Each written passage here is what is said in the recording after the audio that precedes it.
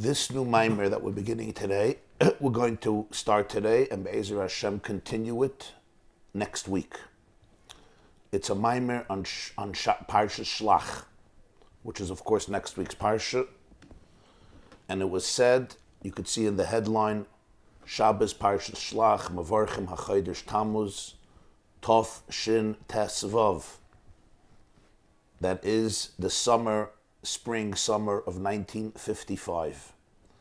This is a Maamar, a discourse that was presented by the Lubavitcher Rebbe during the Farbrengen on Shabbos afternoon, Shabbos Shlach, Tovshin Tesvav, printed in his Maamarim of Tovshin Tesvav, 1955, and it's based, as we will see, on a few of the Maamarim of the Rebbe Rashab, the fifth Chabad Rebbe, Rabbi Shalom Dov Ber Schneerson, who passed away in 1920, and he has a series of Maamarim known as Hemshech Tafresh Ayin Beis.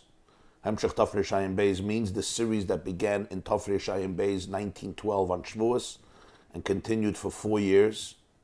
And in his Maamarim of Shlach, Tafresh Ayin Daled, 1914, just a little before the First World War broke out, these themes were developed and explored, and the Rebbe, a few decades later in 55, said over this Maamar based on the Maamarim of the Rashab, but with added explanation and insight.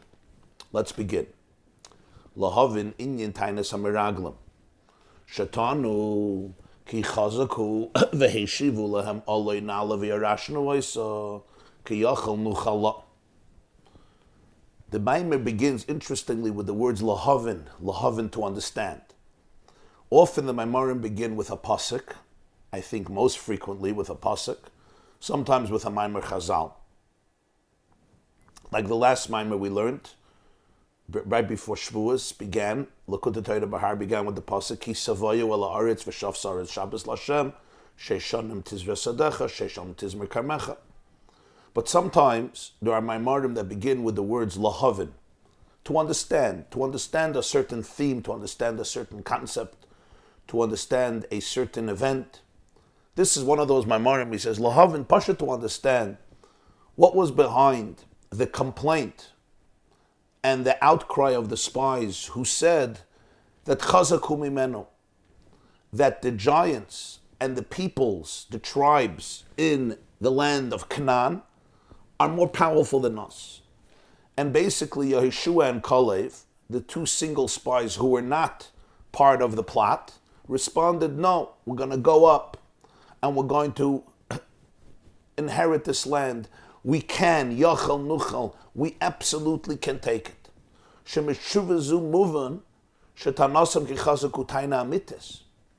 The answer itself indicates that their outcry, their taina, that they're more powerful than us, seems authentic. There's something true. It's emes. Because Yehoshua and Kalev did not deny their outcry. They didn't say, you guys are inventing a story, they're weaklings, it's not a big deal, we can do it, it's fine, don't be dramatic, you guys are exaggerating. They didn't do that. Ela Amru, they said, Af shechazaku, even though they are so powerful, mikol makam yachal nuchala, alei na'ala v'yarashnu oisa, still we can. Aval tanosam hi amitis. But their taina is real, authentic. Now this is a very powerful insight. Sometimes we think that by responding to the person who's afraid, we say, oh, there's nothing to be afraid of, there's really nothing here, there's no substance here, we're going to help them. But really, as we see here, if somebody is addressing something real, I can't ignore that, I can't deny that. Their response is not that you guys are hallucinating, it's just your own trauma, and it's your own imagination, and you're projecting. That's not what they're saying.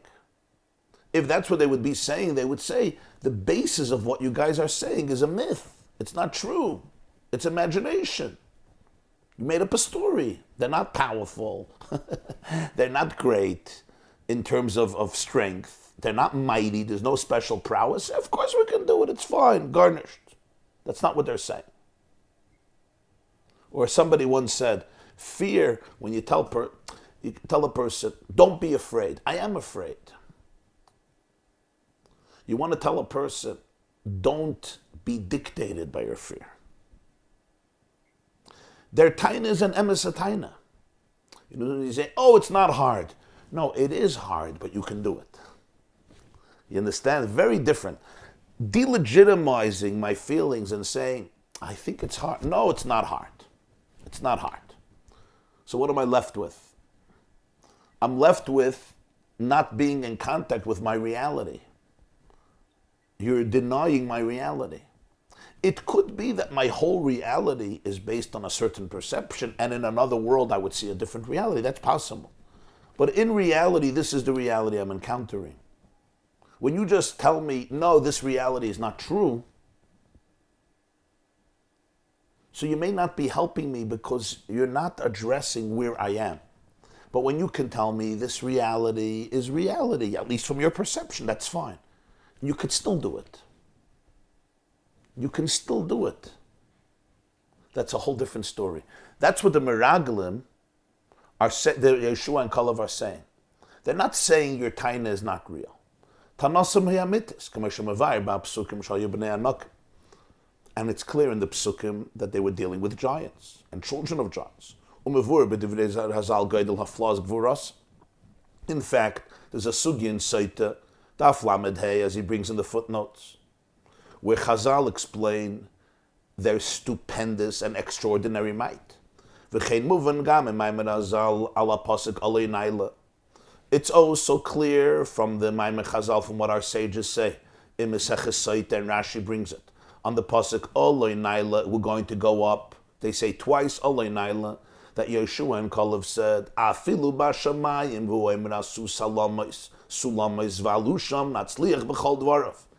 Even if the land of Canaan was in heaven, and the Rebbeinu Shalom, God would tell us, build ladders, erect ladders, and go up to heaven, we will still be successful. What's the point in saying this? Their point is saying this is, it may feel to all of us and to you that we're actually climbing into the heavens. God will tell us, go conquer the moon, go conquer Mars. So we build ladders, or today we call them spaceships, or robotic spacecrafts, and we go. Asusu lama is va'alu natzliach. Why are you saying this? Just tell them, Chevra, calm down. You just had a bad night. You're overwhelmed from your fears and traumas. Your para issues were triggered. There's nothing going on there. No. Their taina was emes. Their taina wasn't a sheker. They weren't stam making up a story. They observed things that were scary, so they said, you're right. But even if we had to go to heaven, we would be able to find a way. Even if we had to build ladders that stretch to heaven, we would be successful. From these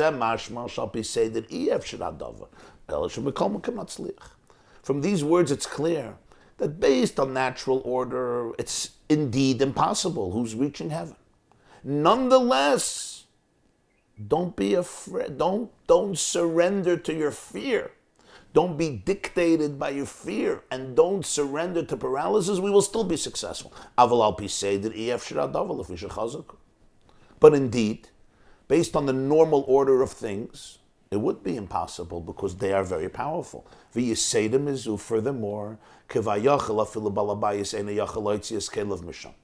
the Gemara says in Saita Lamed Hey that the spies said, Ki chazak humi menu, that the giants in the land of Canaan are more powerful than he. Who's he? Hashem. Their words were, even the balabayis, even the owner of the house, doesn't have the ability to come and extract his vessels, extract his furniture, utensils from the house. In other words, even the balabayis can't get into his house and get it out. That's how powerful the security is. What does this mean? This means, how can they say such a thing? How can they say such a thing? Did they really think that God was incompetent? Chalila. But this only shows us what they were seeing. What they were seeing was something so scary, something so overwhelming, something so intense that it would be akin to telling me, build a ladder and go to heaven. Thank you. It's scary. We'll jump into the heavens. To the point that in their imagination, even God, Kivayachal, Chalila was stuck. How do we, so this is why the Maamar begins Lehavin Inyan Taanas Hameraglim, to understand what is behind this type of taina. And Yeshua and Kalev are not denying it. They're just saying, despite all of this, we can do it.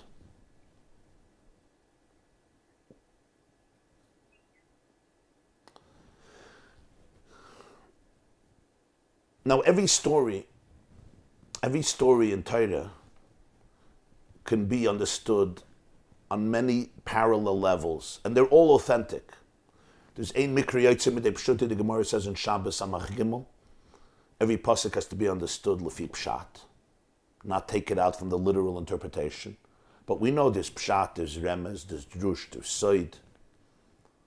The Arizal says that in every pasuk there are 600,000 interpretations for each soul. Each soul has its own way to learn a pasuk. I remember once at a Fabrengen, the Lubavitcher Rebbe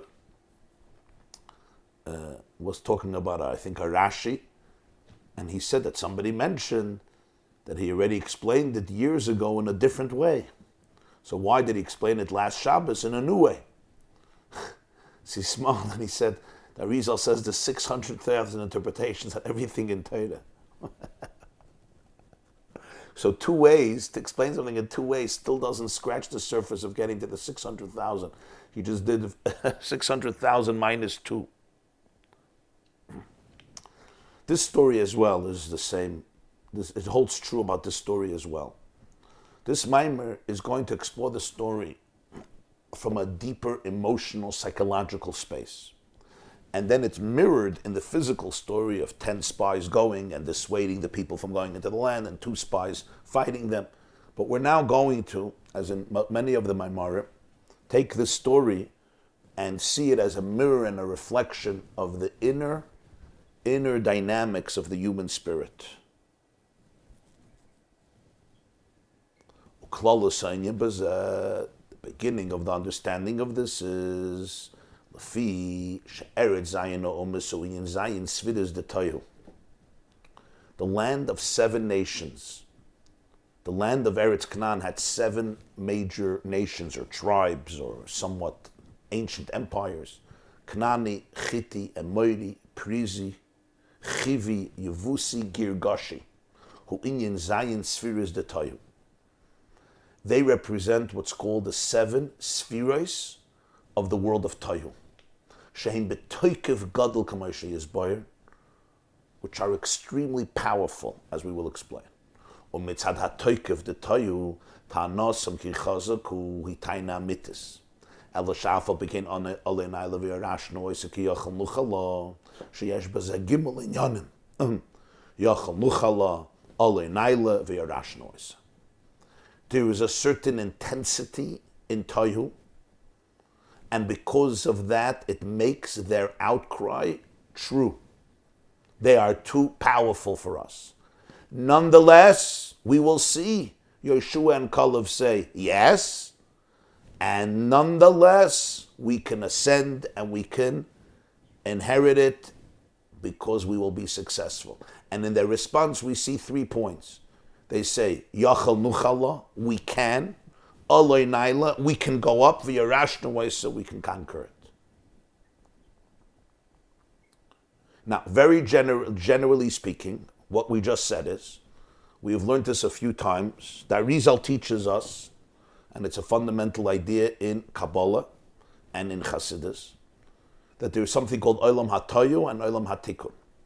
The world of Tohu is the world of chaos. The world of Tikkun is the world of healing and correction and integration. Chazal say in Medrash and Bereshis, Kadosh Baruch Hu boina olamus u'machrivan. Hashem built worlds and destroyed them. And then he built our world. In other words, there were a series of worlds before our worlds. Some Kabbalists understood them to be physical, fossils. The Arizal understood them all to be spiritual, meaning preceding our world, not physically, but spiritually, there is the world of Tohu, the world which is known as Tohu Vavoyu, a world of absolute chaos and confusion. And generally that world... I got a question. Sorry, interrupting. Was there any of this tribe giants?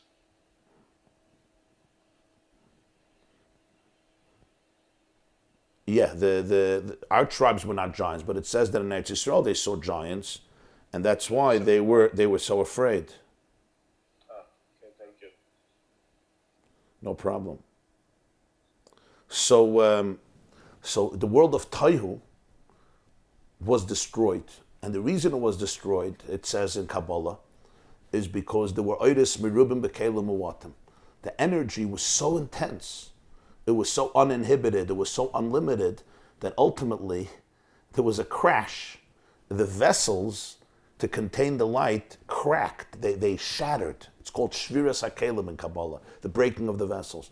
Also, the spheroids butted heads with each other because each one was so intense, they didn't create space for each other.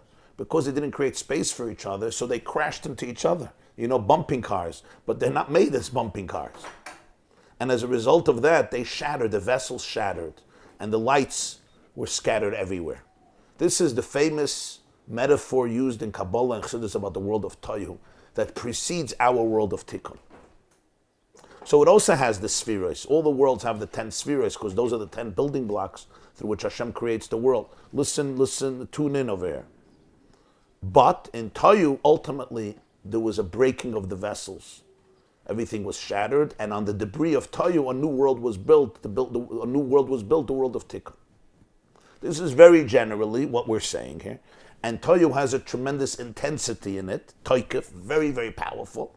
And the Meraglim were in touch with the fact that the 7 tribes in Eretz Yisrael were reflections of the 7 spheres of Tohu, and that's why they recognized the tremendous strength, and the response of the righteous spies was not you're wrong. It's that despite that, we can do it.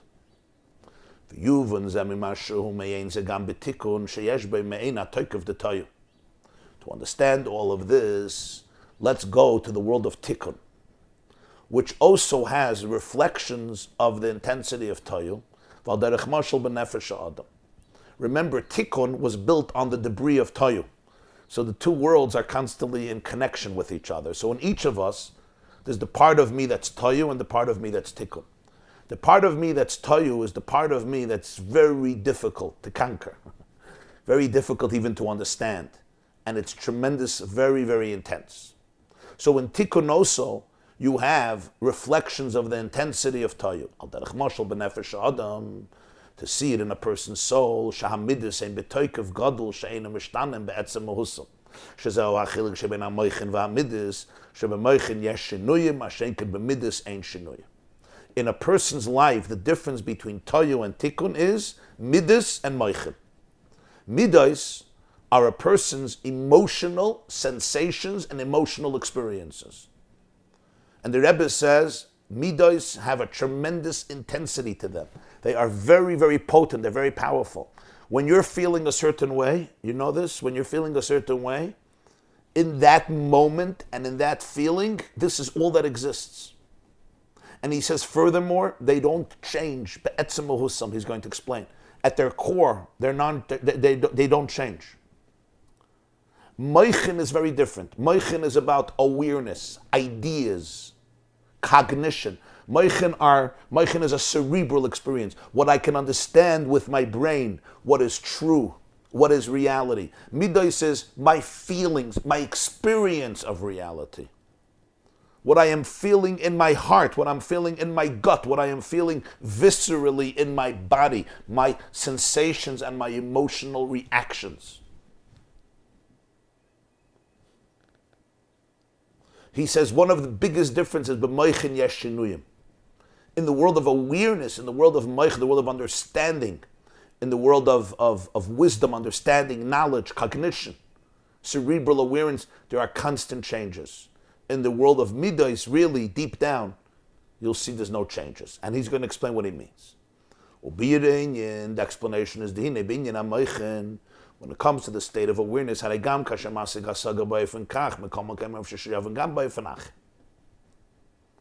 The process of moichin is basically based on the fact that there's different perspectives. Any intelligent person understands that even though I understand something this way, but tomorrow I may change my mind, or tomorrow you may convince me that I'm wrong, or there's a different perspective. Beis Hillel could understand that Beis Shammai had a different opinion, and Beis Shammai understood that Beis Hillel had a different opinion. The Gemara says in Erev and Daf Yud Gimel that Beis Hillel used to give preference to the words of Beis Shammai. They used to quote them first before their own words. Why? Because intelligence is based on the idea that there's different ways of understanding things. All of science, all of real science is based on this idea. You can present a theory, you can try to verify the theory, but you have to be ready also to realize that this theory is a hypothesis and it's going to be proven wrong. When you experiment, it's going to be ultimately, maybe you will be authenticated or maybe you will be disproven. That's the nature of intelligent discourse. The nature of intelligent discourse is you don't demonize, you don't delegitimize your opponent. If yes, you're not in a mode of seichel, you're not in a mode of moichin. The mode of moichin, the mode of understanding is to be able to be open to a truth that transcends me. So let me try to understand. I may understand it this way. Okay, you understand it differently. Explain it to me. Maybe I'll agree, maybe I'll disagree. Maybe I won't understand what you're saying and I really have to grow into it. But this is true with every scientific theory in history. You can present something, you can present an idea, you can present a perspective, you can present a model. But by definition, you're trying to understand it. And you realize that there's no way that your brain captures all the truth in the world and all the data in the world. Even though now I understand that this is correct, this is how I comprehend this idea. An intelligent person understands there's a different perspective, there's a different way of looking at it, a different way of seeing it, and I may understand it in a different way.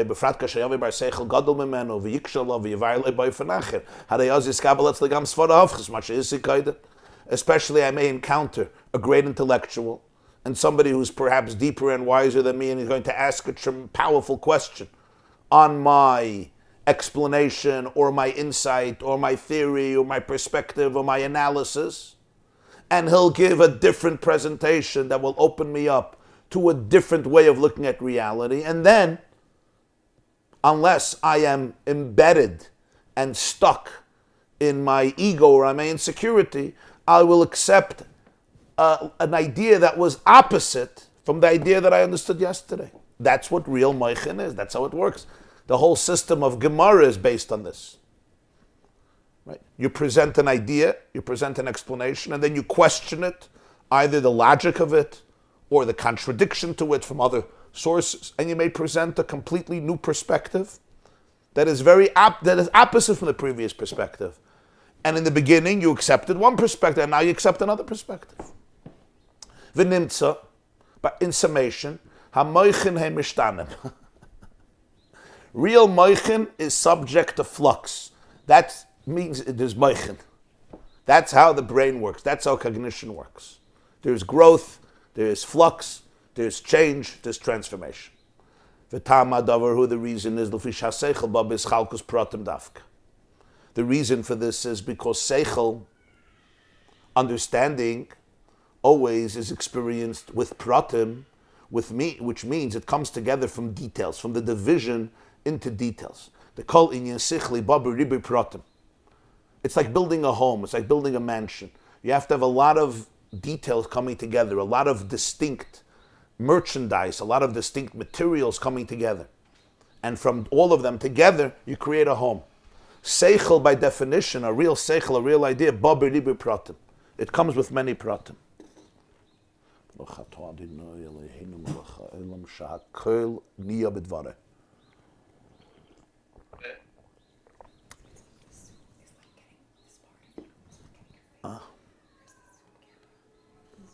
This, because it wasn't working there. Huh?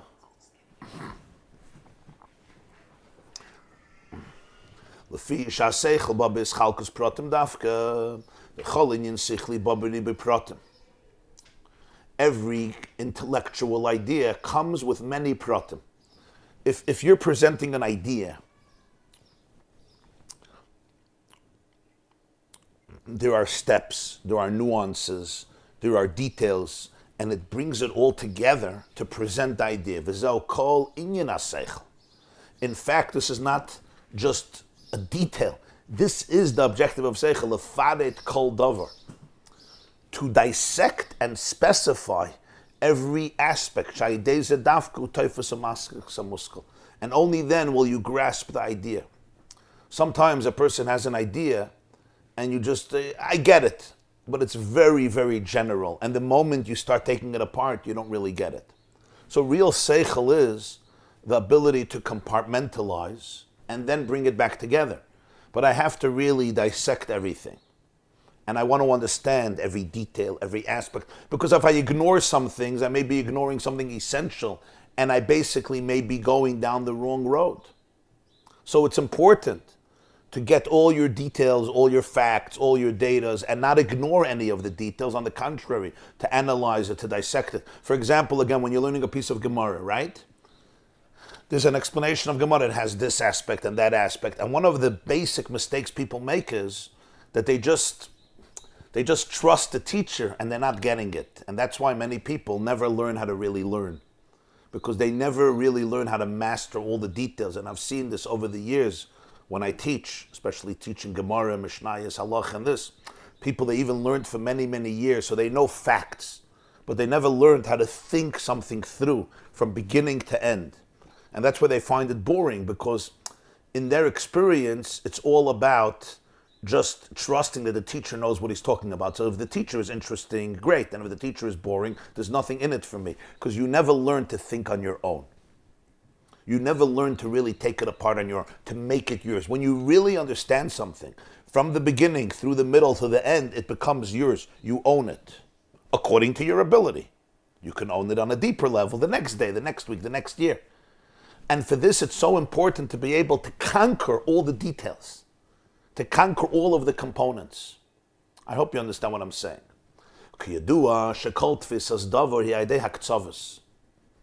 It's known that grasping anything is through ktsavos. How do I grasp something? Whether you're grasping a cup, you're grasping a table, you have to go to the ktsavos. The ktsavos are the sides, the edges. The gam zehu idei is chalkus lepratim. Shaydei ze nikarim haktsavos shu'inyan hagbala. You want to chop a couch and grasp a couch, or a table, or a chair, or a computer, or a vacuum cleaner, or whatever it is. You always have to go to the ktsavos, right? You take this side, I take this side, I'm going to take both sides. Which means this is how you can physically grasp it. This is a metaphor. The same is true with seichel.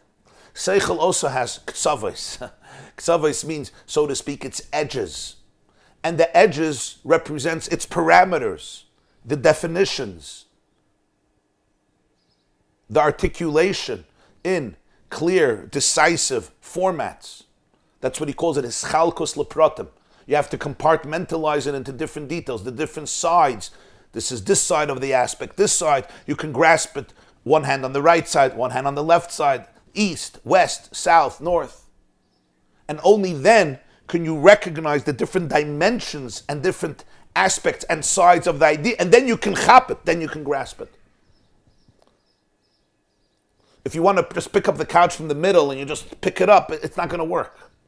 I mean, if it's a little tiny thing, maybe it'll work. But when you have a serious item, you have to be able to plan how to get it from different sides. And this is the same truth when it comes to seichel. V'rak muskalas rishonos einam boyes haydei pratim u'ktsavos.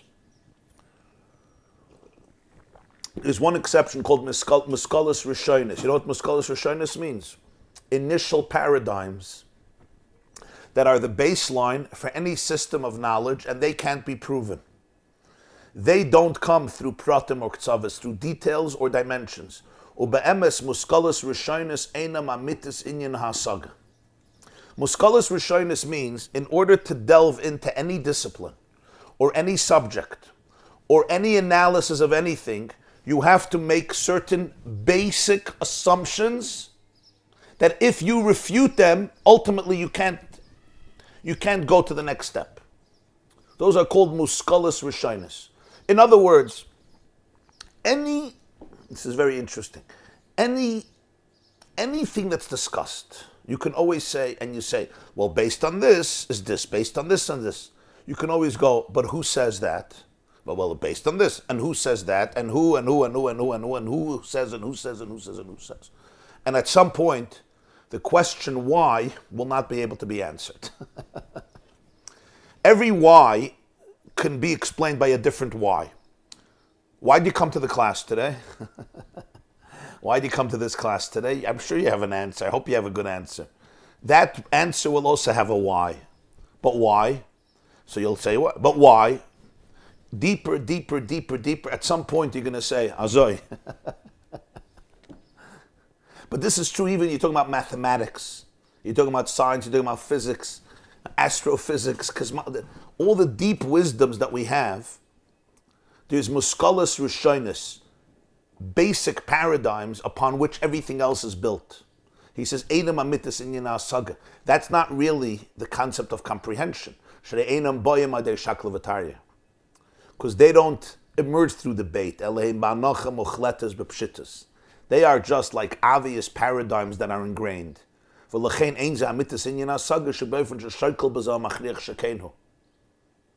that's why they don't represent the real concept of what we're talking about. That you weigh two sides and then you prove that this is right and this is not right. These basic paradigms precede the analysis. In cognition itself, there's different stages. Chachma, Bina, Das. Chachma is the epiphany, the aha moment. You know, the lightning that opens up in your brain. I got it. He says that's also not the real concept of comprehension. Shachachma hi ascholas haseichel. Chachma is the beginning, it's the genesis, it like pops into your brain and then you need to analyze.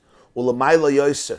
And you can go deeper at kadmos haseichel until you get to the point, the subconscious point where the idea originates. Aval eina inyan hasaga. This is not the real concept of comprehension, kiyim bina dafke. Hasaga, which is grasping, the word hasaga means grasping, begins with Bina. What's Bina? Bina is the development of the epiphany. Bina, hi avana singing ade hashakal v'tay b'protei haseichel shal yodam nekeres haktzavos. Bina is the analysis and the development of an idea with all of its details through which you see all of the dimensions, the east and the west and the south and the north and the up and the down, and then you can grasp it. Hinezeu ikar inyan hasaga. This is the primary space where we're talking about a hasaga of really comprehending something fully. There's chachma and there's bina. Chachma, you know, when you're perplexed with something or you're having a difficult moment or a difficult task or a difficult sugi you're trying to learn, and then amidst the confusion and the darkness, there's aha! It's like a lightning, like in the pitch dark, in the thicket of dark, and suddenly there's a lightning and everything is illuminated for a split second, but the light is so powerful. The problem is the lightning is gone and we're back to our darkness. Chachma is that moment of illumination, like something shines into my brain from my unconscious, like an idea emerges and like I start smiling to myself. It's like, I know I got it. He says, but over there's no details yet. I don't grasp it. It grasps me. I don't grasp it. It got me. I don't got it. That's why if there's no chachma developing into Bina, it's going to dissipate. It's not going to last. Bina is this place where you really have to take that seed, that seminal idea like the word semen, that seed, that nekuda, and take it and flesh it out. It's like the nekuda of the example of it is Chachma is called Abba, the father, who produces the tipa, the sperm, the seed of life. But without the mother, without Bina, nothing is going to happen. She has to take the seed and conceive it, and together with the egg develop an embryo, and then develop the fetus over 9 months, and then Be'ezer Hashem, you have a living child, which is incredible. So Bina takes the idea and really fleshes it out and develops it and shows you there's different aspects, there's different directions, there's different dimensions, and I can grasp it. And that's why when it comes to the four elements, in a sphere Bina, the sphere of Bina is connected with the element of fire. The nature of fire as we learned in the Maamar Bahar, if you remember, the difference between kneading and baking, you remember? Look at the Torah Bahar. Kneading is about water and baking is about fire. So what did he say? The nature of fire is to break everything apart. You put something in fire, and fire right away will crumble it, will dissect it, will divide it, and then will consume it. V'zeu inyan habina. Bina is fire. She'asagas ha'seichel ba'ofen shel ischalkus pratim dafka. Fire does not say, let's stay together and let's just look at it from a general perspective. No. Bina takes things apart. It dissects them into pratim. It needs all the information and detailed information. V'zeu inyan habina she'asagas ha'seichel ba'ofen shel ischalkus pratim dafka. V'kivan she'asaga ba'ofen b'ischalkus pratim, harei ze noisin makom shiyu b'zeh shinuyim. Now we understand why it's all about change. The gam kasher masig ba'ofen zeh. Even if you understood it this way, mitzad ha'eschalkus lepratim sheinim after liyishi askalach and kach ba'ofen hafchi mitzad pratsha noisias inyan ba'ofen hafchi. Because there's so many different details, so by definition there are so many different perspectives. Because just as I understood the idea today this way, tomorrow I may understand the idea very differently. Why? Because there's another aspect, there's another dimension, there's another direction, there's another angle, there's another detail which challenges me and actually represents a paradoxical point. Kol zel b'moichin sheyesh b'hem shinuyim. This is all in the world of moichin, which is based on shinuyim. Intelligence is based on growth, on change, on awareness, and opening myself up to different possibilities, to different ideas, to different insights, to different perspectives. It's not about confirmation bias. That's not moichin. Confirmation bias is called shoichad, bribery.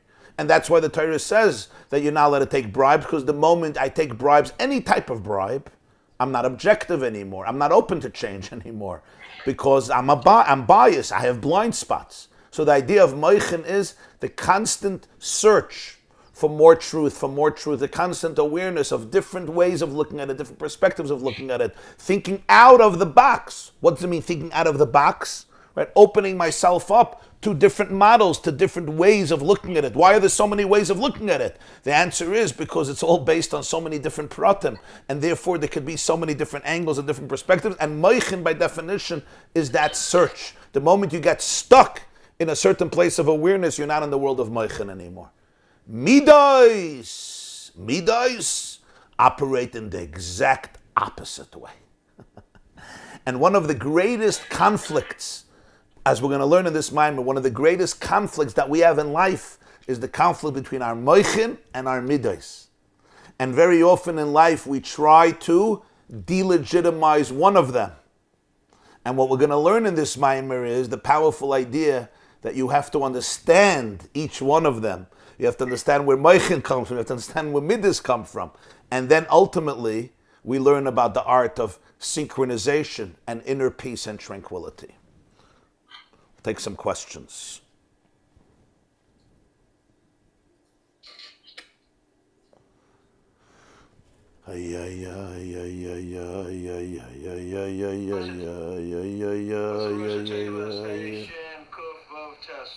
Hashakla v'tarya. Shakla v'tarya, which basically is, Shakla v'tarya means like the discussion. You know, Shakla v'tarya is basically like in any Gemara, there's a lot of discussion.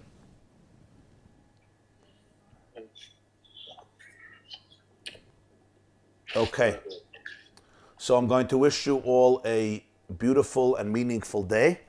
And Be'ezer Hashem, what do we have going on? We have like this. 1 o'clock today, there's going to be a shir in Talmud Dvorah by the Ramak. We're going to learn the fourth Midah, 1 p.m. And Sunday morning, 10 o'clock, we're going to do the second part of the series, Why the Rambam Negates the Mashiach Miracles. The Rambam's perspective on Geula and Mashiach, that's going to be Sunday, 10 o'clock. Last night was part 1. Sunday will be part 2. Last night was the questions. Sunday will be the answers. That's Sunday, 10 o'clock a.m. Monday morning, 7:30, Be'ezer Hashem Bli Neder will continue this Maamar. And you can find them all on theyeshiva.net. Wishing you all a beautiful, inspiring, meaningful, and uplifting and serene day. Thank you for joining us. Why, I got a question. Yeah. So is there any more showing today later on? No. No. And what's the Zoom meeting on for Sunday? If you don't mind, if you can send it to me by email. Just sign up to our WhatsApp so you'll get all the WhatsApps. Say that. But I don't have WhatsApp. I just have like a Nokia phone. No problem. So sign up to our email list. You get emails? Yeah. Go to theyeshiva.net and subscribe to our email list, and then you'll get every week an email with the information. And that's number one. Or you can go to the website theyeshiva.net, and over there they have a calendar, live classes, and you could see every class that's coming up. They usually put it on a few days before, or a day before, 2 days before. If you go to the website, theyeshiva.net, there's live classes. There's a green bar. It's called live classes. And over there, you'll see everything that's coming up. And don't mind if you can send me the Zoom meeting for the Sunday Ramadan program? I don't send out these things, but I myself don't deal with it. But if you write an email to us, info@theyeshiva.net, they'll take care of you. Okay, thank you very much. Okay? A lot of hatzlacha. Rabbi Jacobson, what's it mean Ayadeh Shakala Vataria? Shakla Vataria is... Sorry, I realized it's the same thing. I see it says Shakla Vataria higher up in the Maamar, and then it has Rosh Hashanah down below. It's the same. Yeah. Shakla Vataria is the discussion going back and forth. Azai, this. You know, like the old.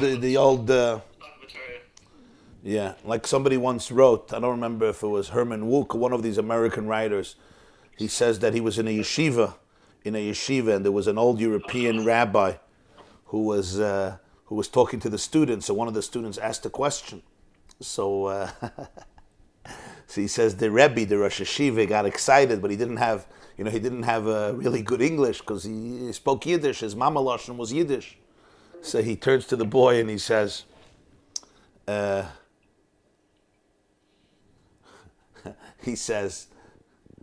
"You're right. And he starts repeating his question. And now I'm going to show you that you're wrong. That's Shakla Vataria. You're right. And now I'm going to show you that you're wrong.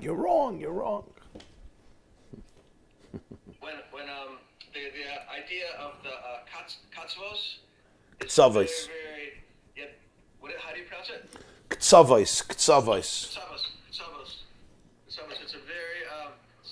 It's a very deep Indian, very interesting Indian. When the example I was thinking more was about carpentry or mechanics, like say building a steps or building the base of Mikdash. You have the